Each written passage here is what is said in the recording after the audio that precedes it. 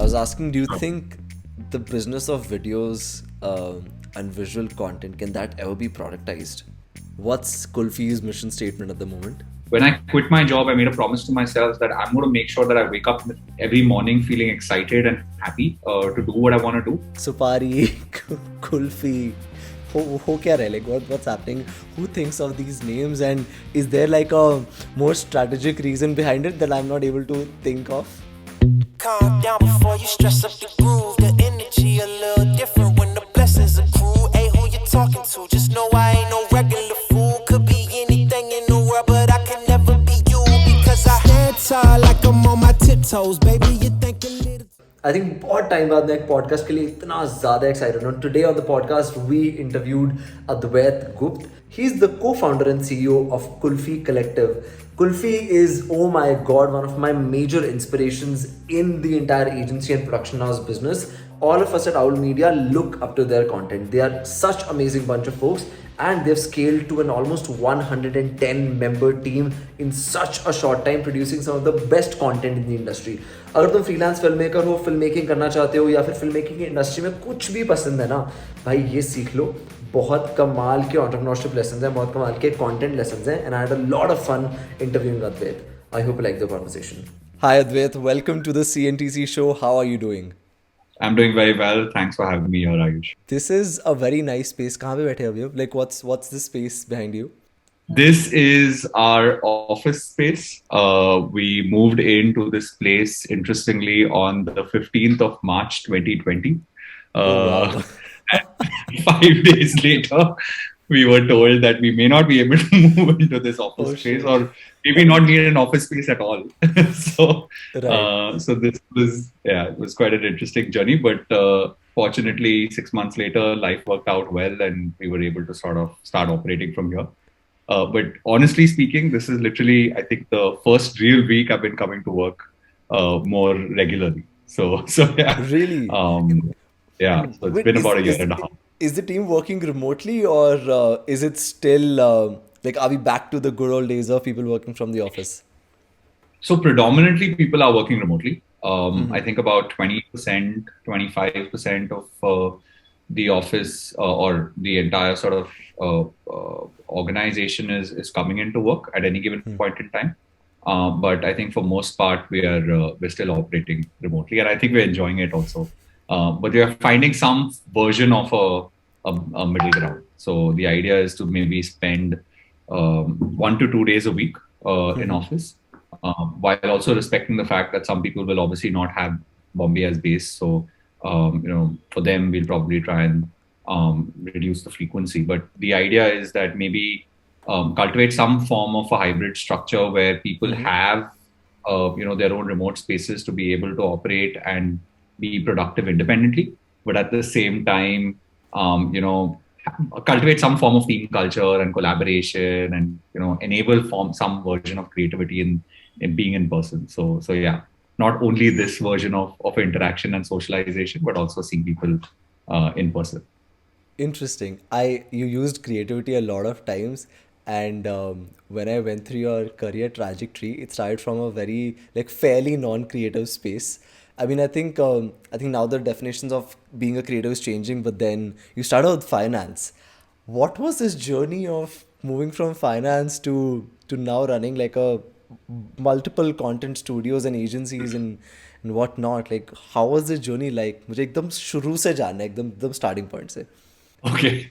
Starting point was, I think, probably when I was 14 and used to, I'm born in, I'm not going to disclose my age. I mean, you can probably see it in all the white hair, but I'm born in the late 80s, early 90s, and effectively sort of grown up watching Channel V, MTV, and, everything around that. So for me, I think a large part of my influence came from watching music videos and, had a great deal of passion for that.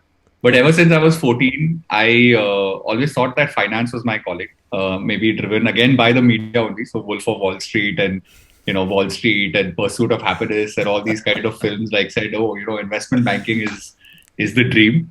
You can make a lot of money and you can live a good life. So I think a couple of aptitude tests that I took, in class 9 and 10 told me that, you have a good analytical mind, so you should do banking and finance and things like that.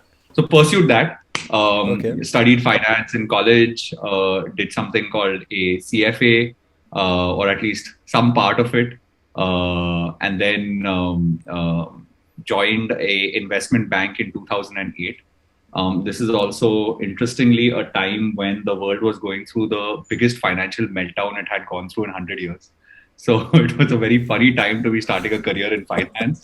But it was an interesting insight and an interesting peek into the world. I think it's kind of like starting a career at this stage in life that we're in right now. And spent about 3 years in an investment bank as a derivatives trader. Interestingly, their derivatives were the actual security class that sort of caused the entire financial meltdown. So it was a lot of irony in my life for most part of what I was doing. Okay. Spent another 2 years in a venture capital fund after that. And then I quit my job initially with the intent of studying for my MBA. I thought I should do something unconventional, and I thought an MBA is the most unconventional thing I could do. So I was studying for my GMAT when my younger brother just came back from film school, and he was like, I think you're way better off putting your PowerPoint and Excel skills to use by helping me start a company. He was freelancing. He was 22 at the time. I was 26. And he was like, help me look a little bit more legitimate. Thoda PPT bana do, Excel sheet bana do, budget bana do. And I said, theek hai. So we created some of that for some projects that he was working on with some clients. What actually was the catalyst was we produced a short film together. This was a short film that we both found particularly interesting, and we thought that maybe there's an opportunity for us to do something fun together. So we produced this short film, entered it into a short film contest. Fortunately won some 75,000 rupees from that short film contest, and bought ourselves an iMac, and bootstrapped Supari Studios from there. So yeah, that's really the story. Wow. I have just one question.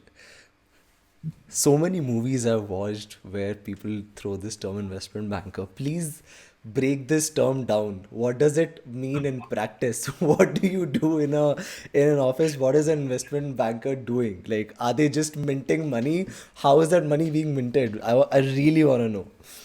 It's a very, very vague term, to be quite honest. I think much like many blanket terms in various professions, I think investment banking is also this one very blanket term of like what I think the media portrays as successful people in finance, but actually is not the case. It's far from it. It's the exact opposite. I mean, I'm sure there are exceptions and there are a lot of successful people, but a great majority of investment bankers are fairly disillusioned with where they're going with life. So I think that it's an interest. I mean, there are parts of it that are fundamentally fascinating and interesting. I mean, it is and has to a very large extent shaped a lot of things that have happened in the economy. But basically, what investment bankers do to a very large extent is they mobilize money. So they move money from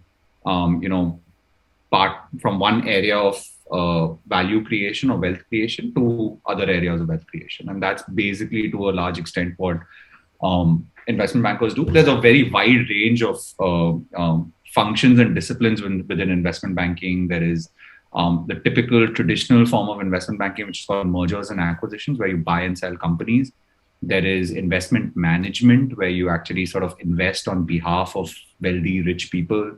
So maybe in today's terms, what people would probably be doing is advising you on newer assets like crypto and so on and so forth. There's venture capital, which is also investing in companies. So there are these various facets within the investment banking universe. It's an extension of what banking is, which is traditional lending and borrowing. And then investment banking is slightly more evolved. The evolved Keeda that we have as human beings on what to do with that money is basically what happens at the investment banking. Interesting. So one person taking calculated bets for really rich people. Yeah, I think you put it really well. Pretty much. Yes, exactly. That's Calculated very cool. sometimes, not always. So, yeah. I think now you can say that because you're out of the profession. So now we Yeah, can. I don't know. I can get away with it quite easily now, but to a very large extent, yeah. I mean, sometimes those bets are very, very calculated. Sometimes they're over calculated. Sometimes they're not calculated at all. So yeah. In general, I'm going to ask a slightly philosophical question, but in general, what has worked for you more in life? More calculated bets or like just impromptu, spontaneous decisions? Very interesting question. I think it's more the latter. More. It's funny because as a human being, I've always been very calculated with my decisions, with life to a large extent. But the better decisions I've always taken, and my brother is quite instinctive the other way. He's very impulsive in a lot of his decision making. But the funny thing is, I think some of the best decisions I've taken in life have been impulsive ones. So yeah, I think if I had to sort of calculate the decisions that have been better versus the ones that haven't, I think the more impulsive ones have always been have had better outcomes. Tell me a really interesting example of this, like some decision that you took, which like it snowballed into something which was really cool or something really interesting or led you to experience something very cool. I think starting Supari itself was quite an interesting experience, right? I mean, that short film that we identified was just impulsive. It was just a impulsive decision. We saw that, oh, there's a short film contest. Let's go ahead and try and see if we can make a film together. Akshat came to me. He said that I will direct this film. You produce this film. I had no idea what producing or production meant at that point in time. So I was like, okay, I'll just fill in the gaps wherever possible. I was responsible for getting biryani for everybody and making sure that everyone was just well fed and happy on set. And, we produced the short film, like literally in our parking lot, in our garage, in our building.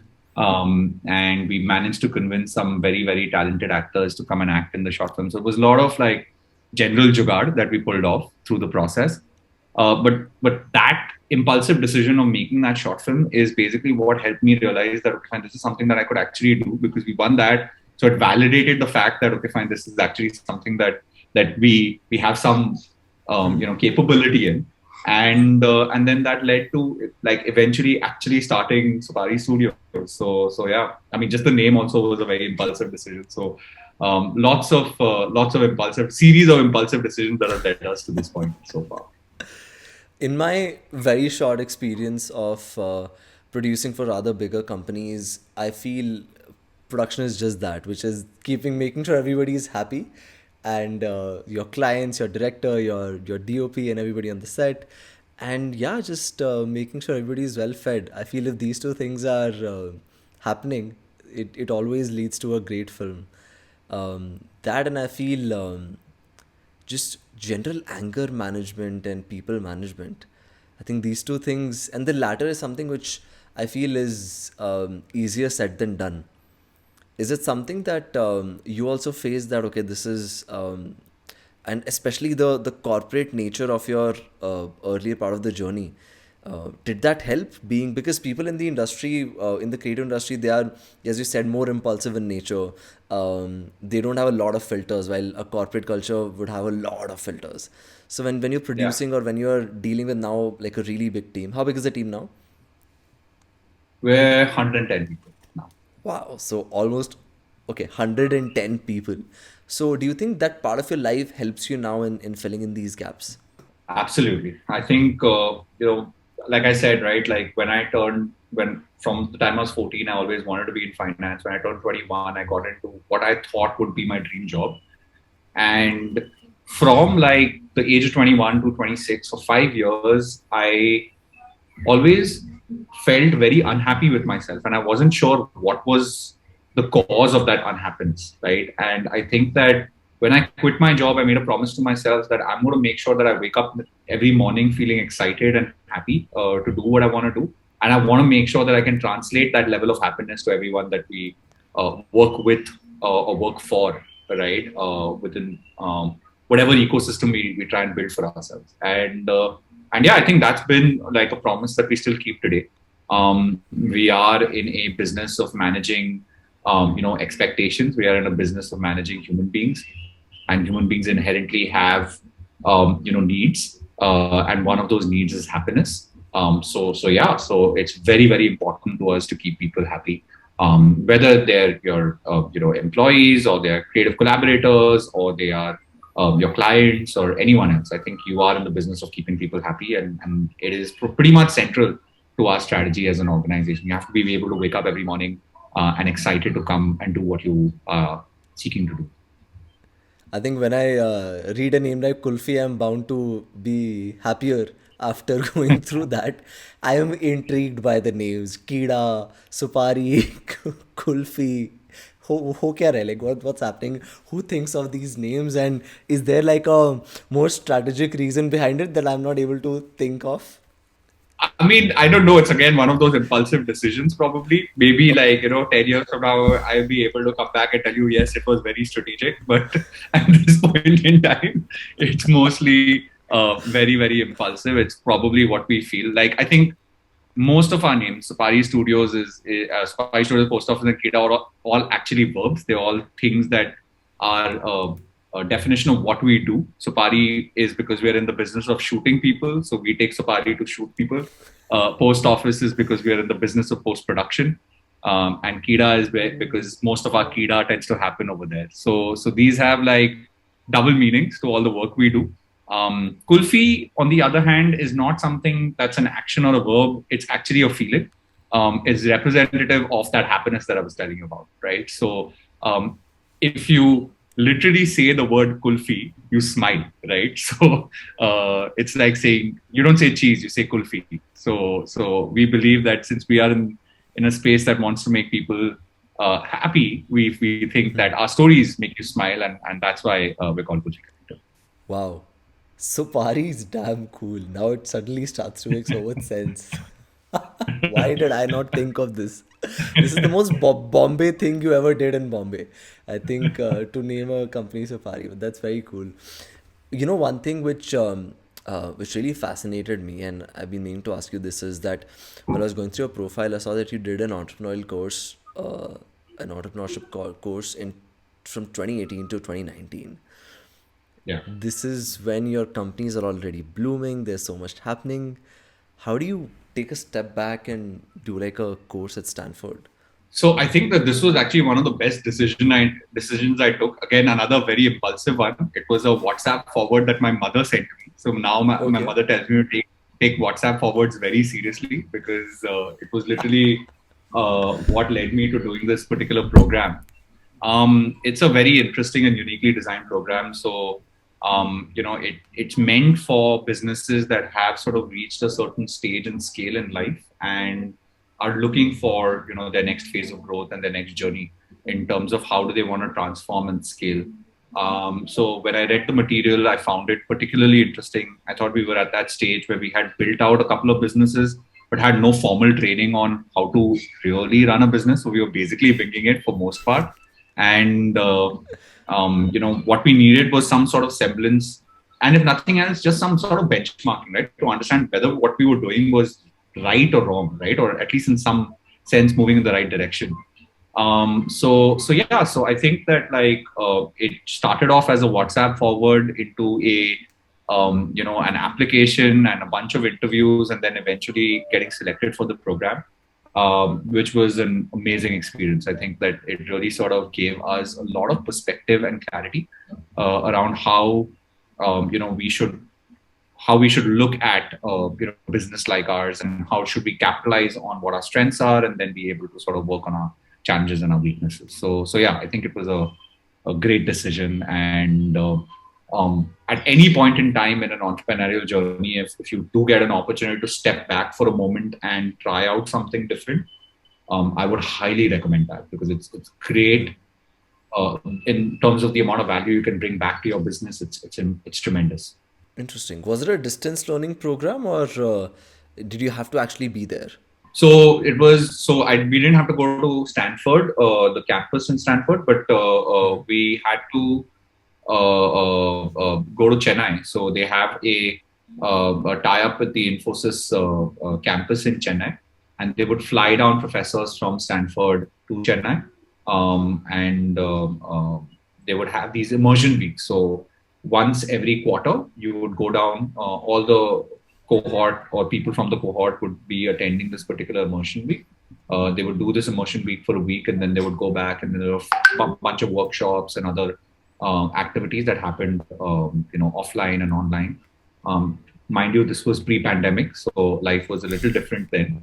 Now, from what I understand, the program has moved into a far more online and focused virtual course. This is mainly focused at young businesses in India and Africa, South Asia and Africa.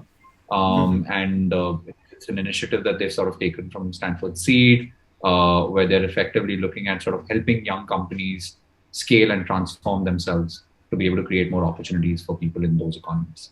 That sounds really cool. It sounds like an accelerator which wouldn't take equity from your company, but would Yeah, still pretty help you. much. Pretty much, yeah. It is a lot like that. It's a great program. Do check it out. I highly recommend. This is not a plug for Stanford Seed, but I would strongly recommend it because it was definitely a transformative experience for us. So So if you're at a stage, what especially at a certain scale, it's worthwhile exploring. what I'm really intrigued about is two parts. A, what were some of the tangible things that you were like, we have to change how we are looking at probably the positioning of the company or the way you are approaching things?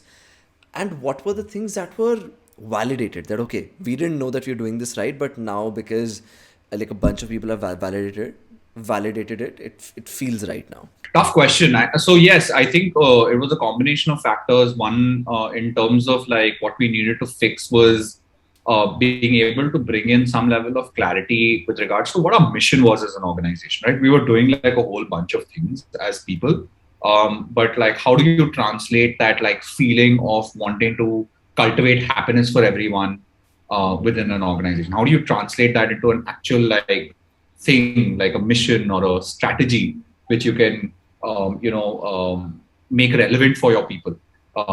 And simple basic terms as well, like what is a strategy? what do you call a strategy? People throw these terms very often like investment banking, but like what is it? Like, how do you actually articulate that and understand that? So those were like some concepts that it sort of unpacked for us. In terms of validation, I think it really deeply validated our creative process, right? Because for us, what we realized was that, and with most creative businesses, it's hard to consistently do the same thing over and over again successfully, right?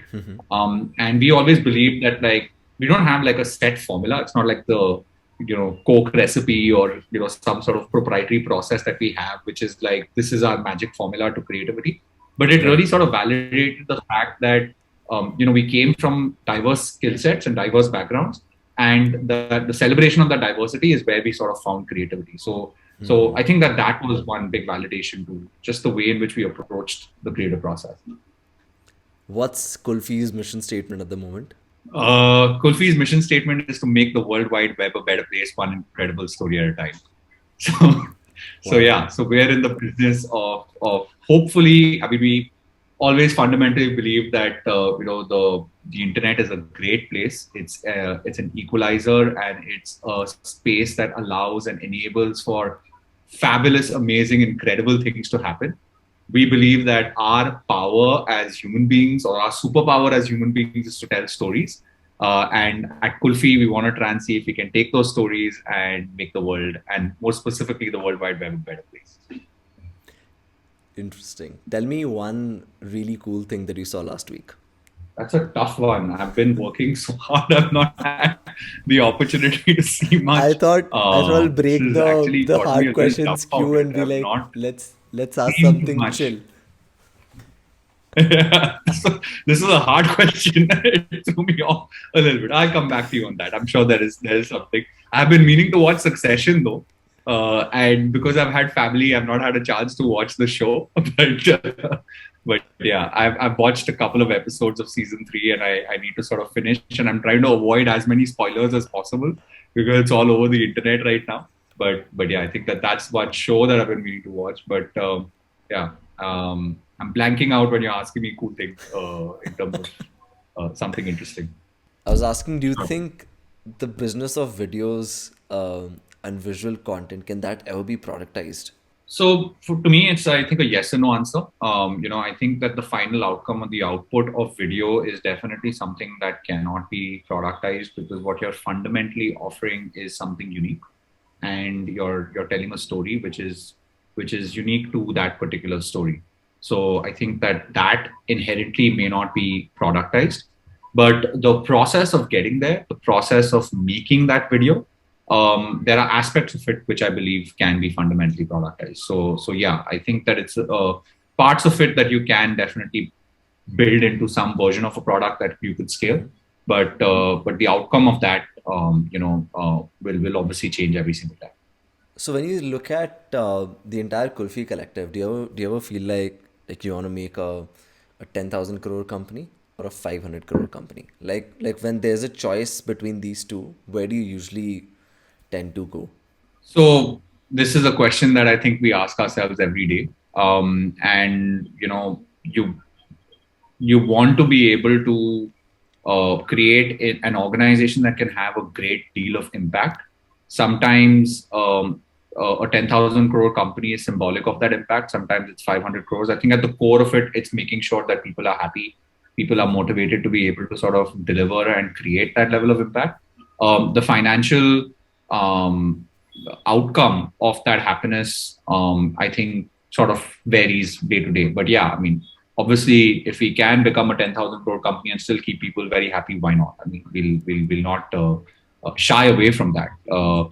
Obviously, there are a lot of naysayers that think that media companies cannot be billion-dollar businesses or content companies can't scale to that point.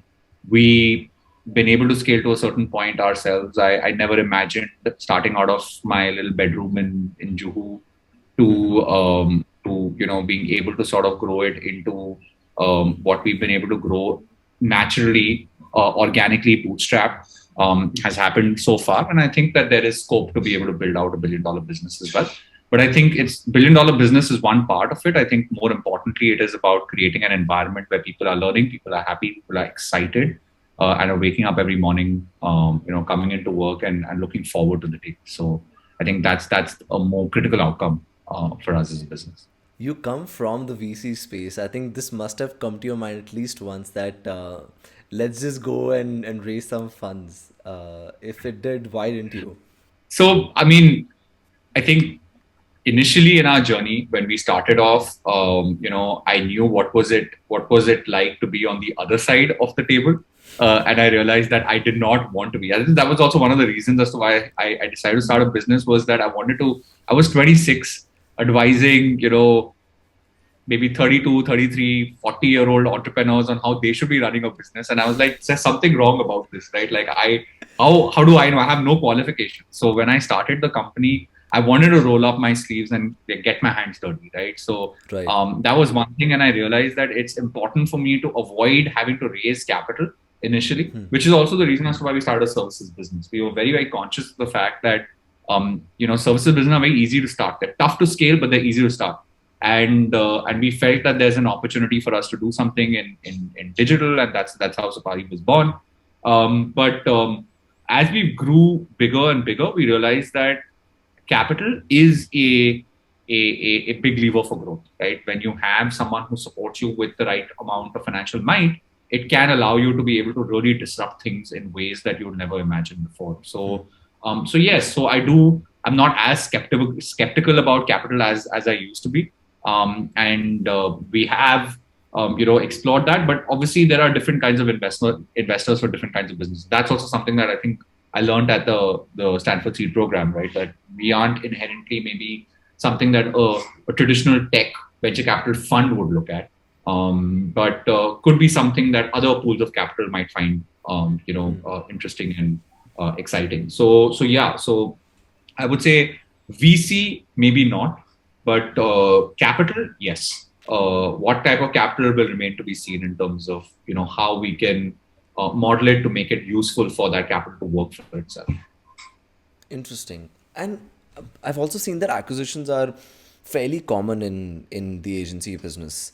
So was there Yeah. ever a point when like a big group reached out to you and wanted to acquire you, or you wanted to acquire like a smaller company? Yeah, so I think the former has happened at various points in time in our journey. They come to you with the intent of wanting to work with you, and then suddenly you see a CFO sitting in the room for a client briefing, and you're like, what exactly is going on over here? And then they ask you turnover numbers, and then suddenly the conversation just pivots into something else altogether.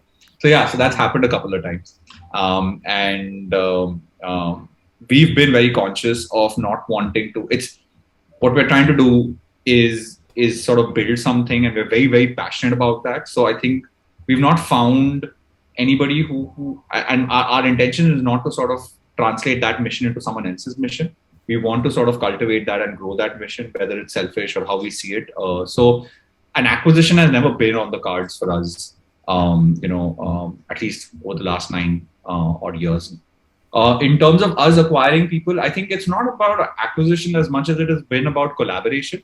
We've been extremely inspired by the number of creators that have sort of emerged in the last 8-9 years, and how the internet and how like hardware, like just DSLR cameras and phone cameras and editing softwares have just allowed people to become and explore and express themselves creatively, right? So I think that the ability to be able to collaborate with those people has been something that's deeply exciting. I don't know whether it's not an acquisition, but it's just the ability to be able to sort of work with them and find that opportunity. And I think that we're moving into a world where that version of collaboration, some people call it a DAO, some people call it a cooperative, some people call it something else, but that version of collaboration, I think, can emerge and exist.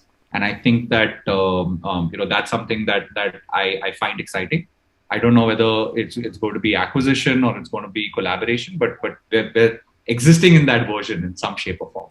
That's so cool. We'll come to the DAO bit of it in just a second. And what got me interesting in your previous answer was you saying that a 26-year-old giving advice to a 40-year-old on running a business. And this is something which I think very few things irritate me in life, and one of the things is not having skin in the game.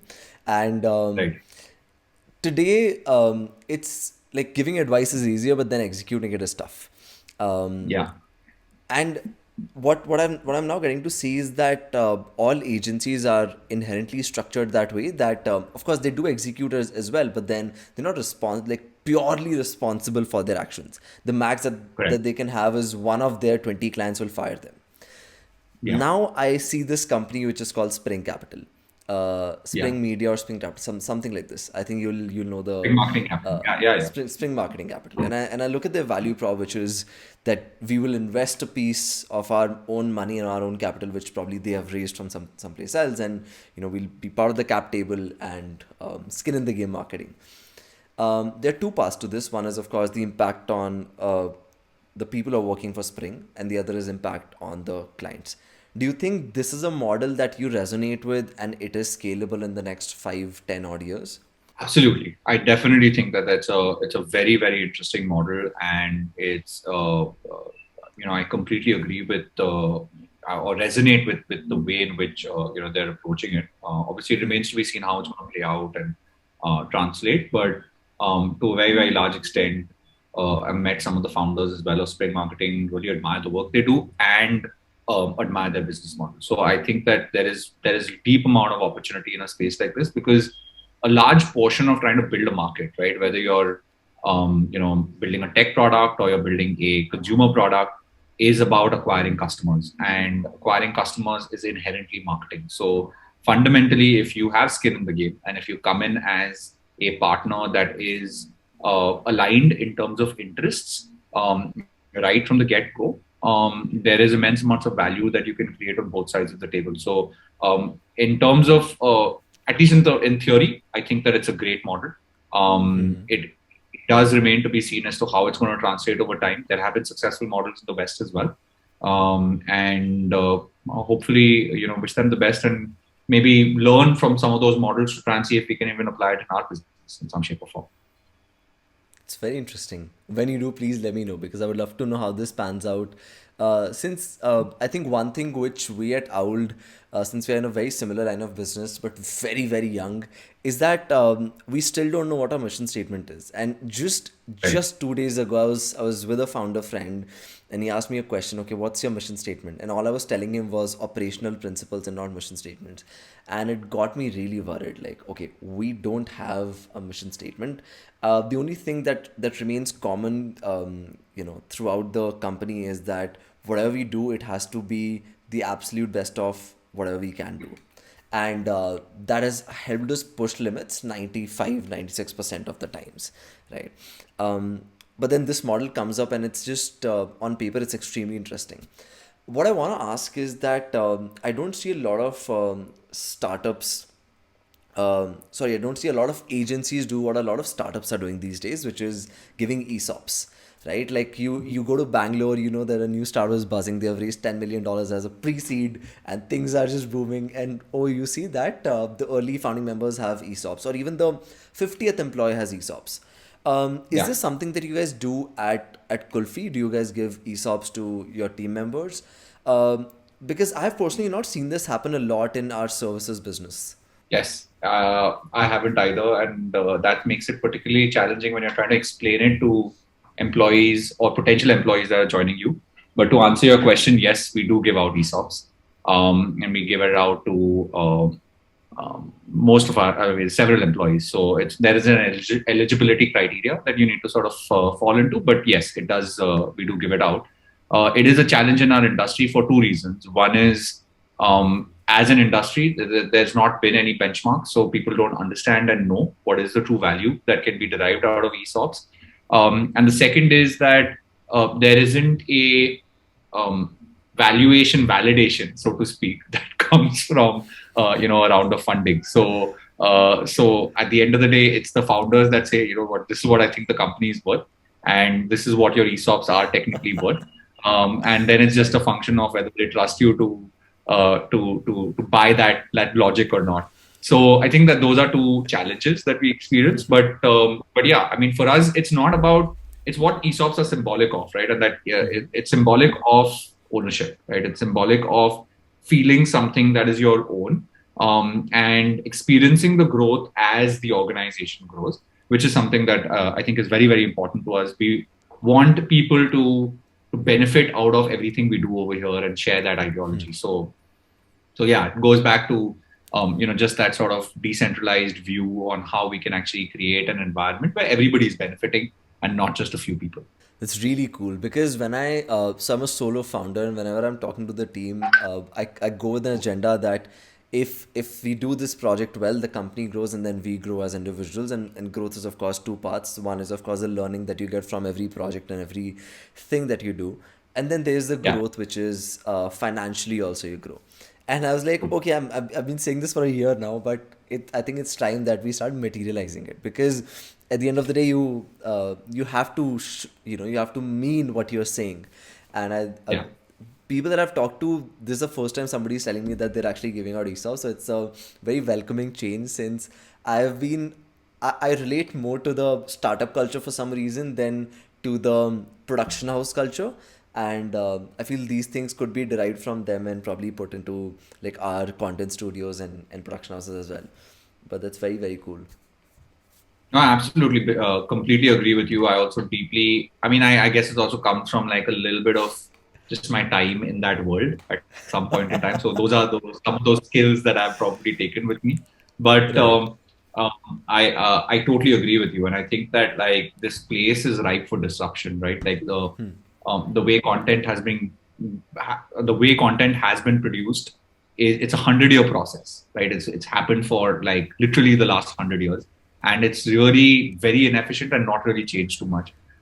So I am a firm believer in the fact that capital needs to come into this space and disrupt this in some shape or form. What that capital will be, whether it's financial or intellectual or whatever it is going to change over time. But I think that when that does happen, you'll naturally see all of this start to translate. Hopefully, not become a bubble like other industries sometimes tend to become. But yeah, I think at least there is some need for some capital to flow in order for that disruption to happen and for businesses to grow and scale in this space. Are you observing tech disrupting content in the recent times? Yeah, for sure. I think at least for the last 15, 20 years on the distribution side, tech has disrupted like content extensively, right? Like, I mean, the way we consume content has obviously changed dramatically from 15, 20 years ago. We used to sit, watch KBC in our dining rooms, over the dinner table at 9 p.m. And today everyone's obviously sitting on their smartphone, watching it anytime, anywhere. So it's obviously changed dramatically. Netflix and Amazon Prime have really changed the way in which we consume content.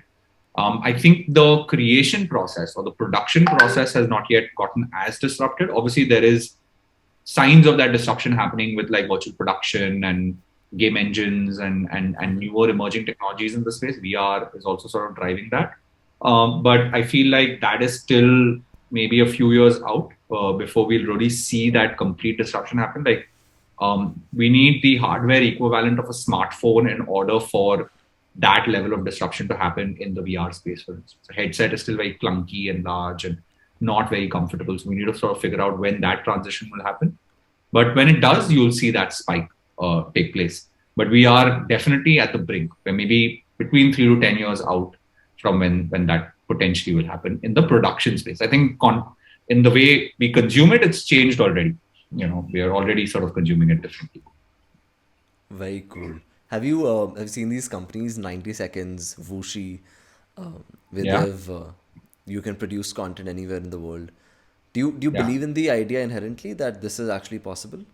Yeah, I do. I think filmmaking as a process is extremely collaborative. And if you can harness that collaboration in some version or some shape or form, I think it's a fabulous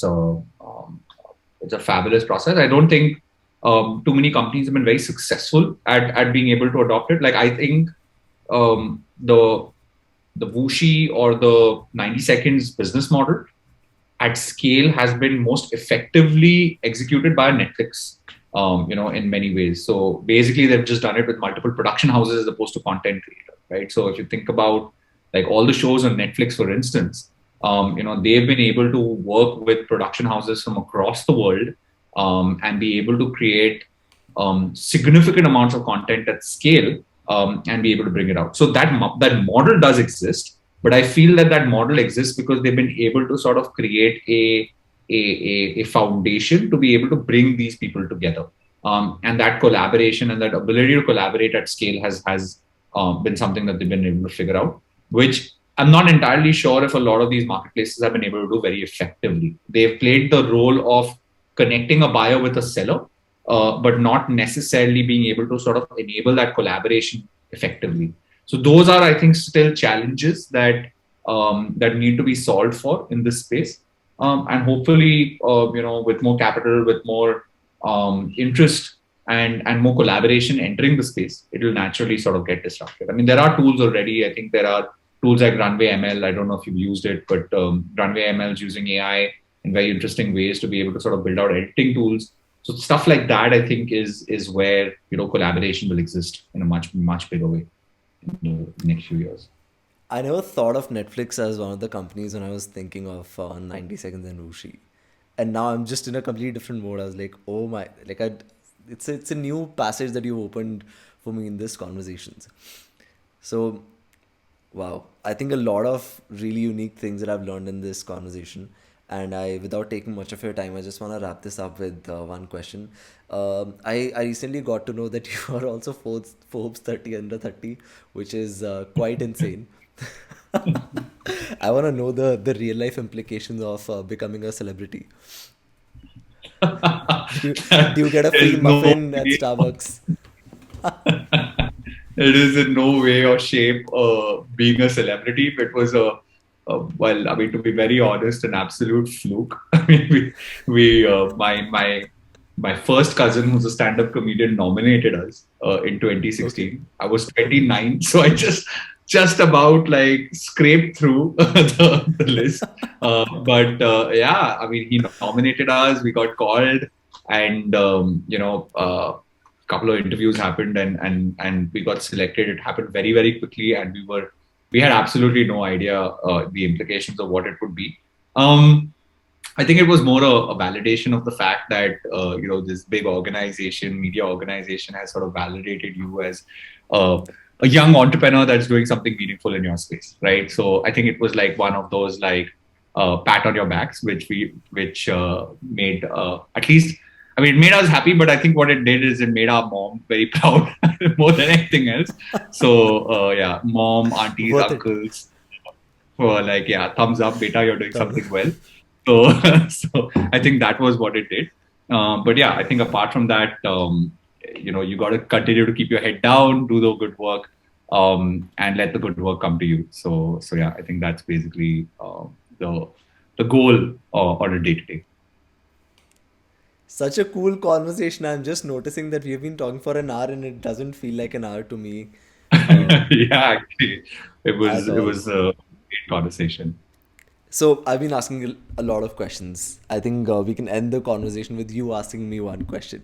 So I know I'll probably won't be able to give you the insightful answers that you have been giving me, but I will try my best at answering whatever question you have in mind.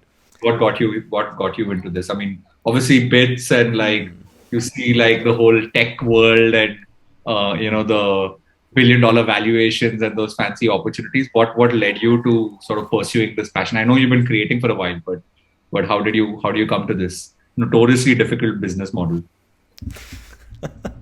So I think I've told you, but I started creating content. I was about 13 years old. It was nothing but a call for attention. I was an angsty teenager, and so I was a lot into, just like you, right? I used to study a lot because I had nothing better to do.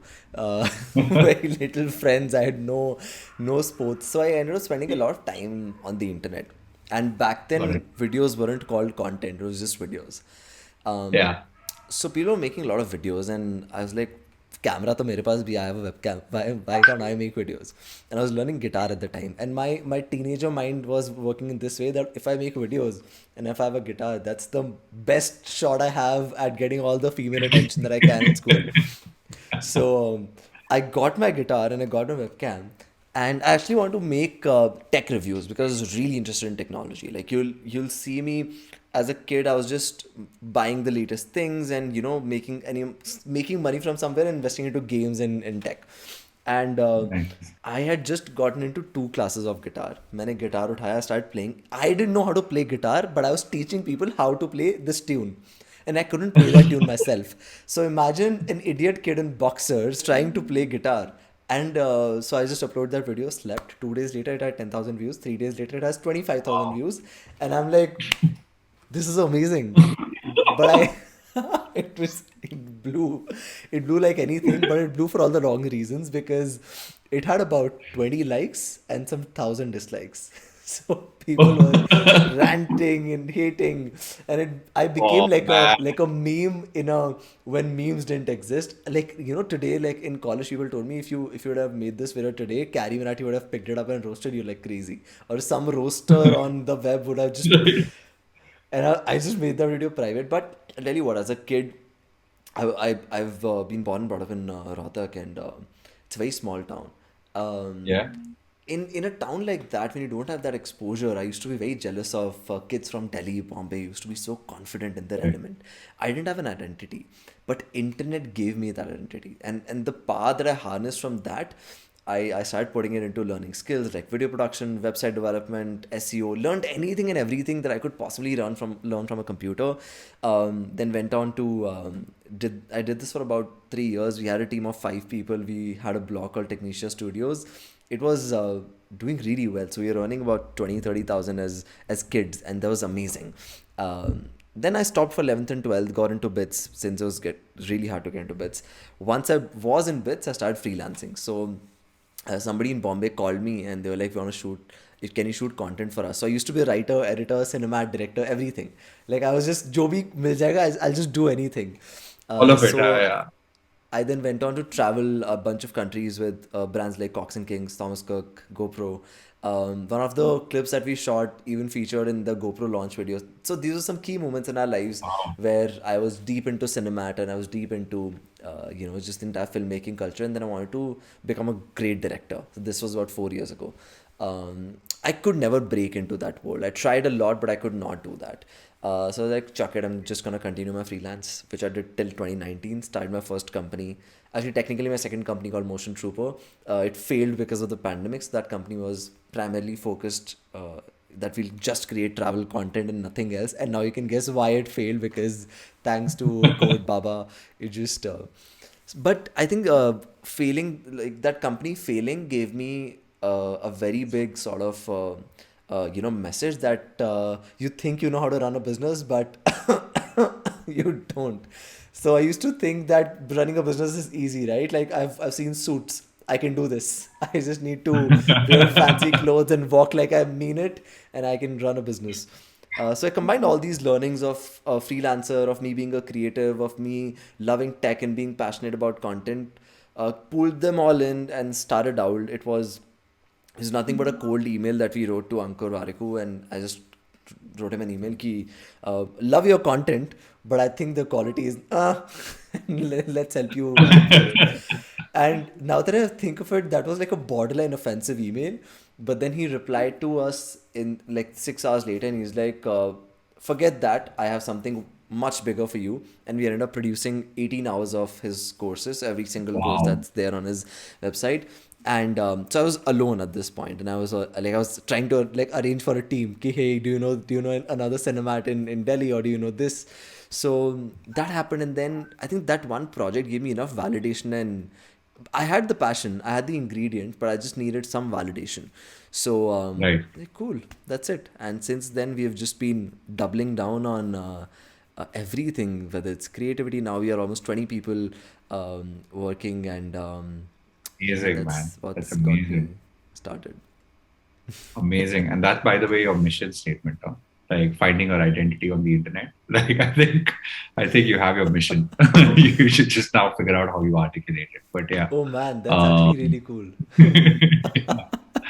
yeah. You can go back to the recording and think about it. I But can. yeah, that is I mean, when you just say it, like it's there. Like I mean it is there, and it's what probably will inspire you every morning to wake up, and your team every morning to wake up and do what they're excited about. So good luck, man. Like I really I'm so inspired by hearing your story. I think it was really, really nice chatting. More than the interview itself, which is good to like have a nice long chat with you. Bye.